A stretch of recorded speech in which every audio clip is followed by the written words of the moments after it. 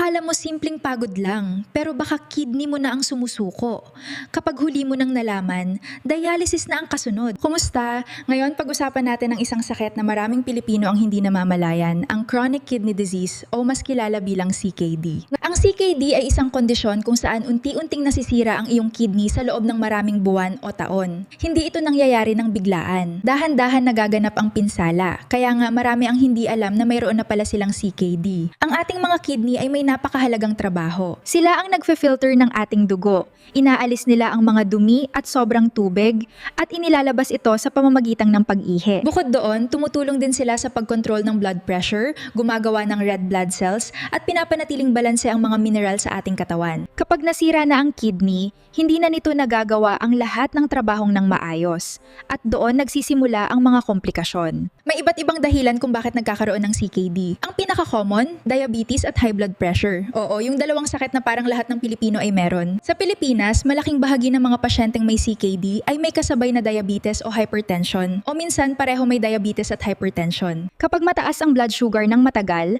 nasasama ang maliliit na blood vessels sa bato or kidney. Kapag mataas naman ang blood pressure, pati ang pressure sa loob ng kidney ay tumataas na nagdudulot ng damage sa masiselang parte ng kidney. Bukod sa dalawa, may iba pang mga dahilan tulad ng autoimmune diseases, madalas na infection sa ihi, madalas na pag-inom ng painkillers at hereditary conditions. Ngayon, ito ang nakakatakot sa CKD. Sa mga unang yugto nito sa stages 1 hanggang 3, madalas walang kang mararamdamang sintomas. Pakiramdam mo ay maayos ka, pero nagaganap na ang damage sa loob. Pero habang lumalala ang sakit, nagsisimula nang lumitaw ang mga signs. Halimbawa, pag-ihi ng kaunti o sobrang dami, pamamaga ng paa, pamamaga ng kamay dahil nag-iipon ng tubig ang katawan. Sobrang tired kahit hindi naman masyadong nagtatrabaho. Nasusuka at kawalan ng gana sa pagkain. Madalas na pag-aatake ng cramps sa nighttime. Pag-iitim o pagbabago ng kulay sa ihi.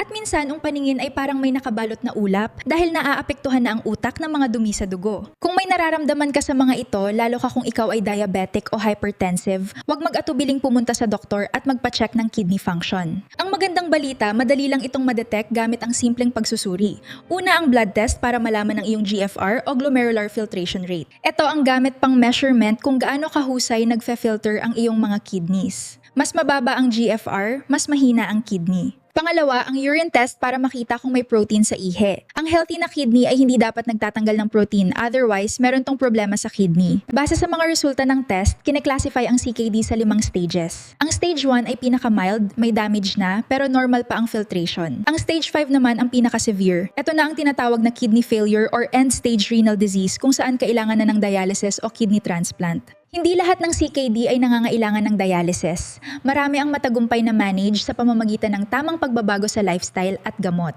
First, kontrolin ang blood sugar at blood pressure.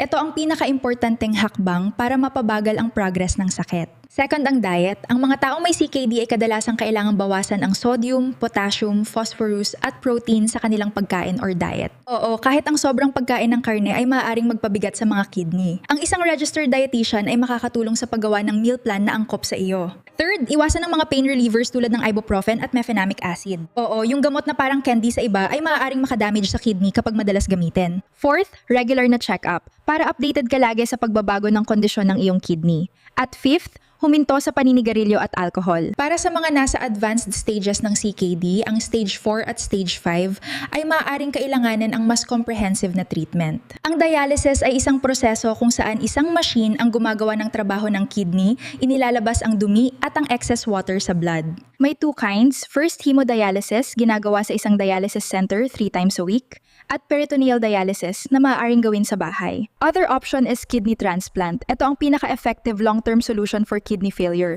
kung saan isinasalin ang healthy kidney mula sa isang donor. Mahal ito at mahaba ang proseso, pero nagbibigay ito ng mas magandang kalidad ng buhay para sa maraming pasyente. Ang good news, ang CKD ay maaaring maiwasan o mapabagal ang pag-unlad kung gagalaw tayo ng maaga.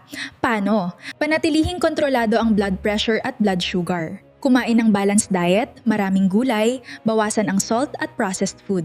Lalo na kung may history ng CKD, diabetes o hypertension sa inyong pamilya.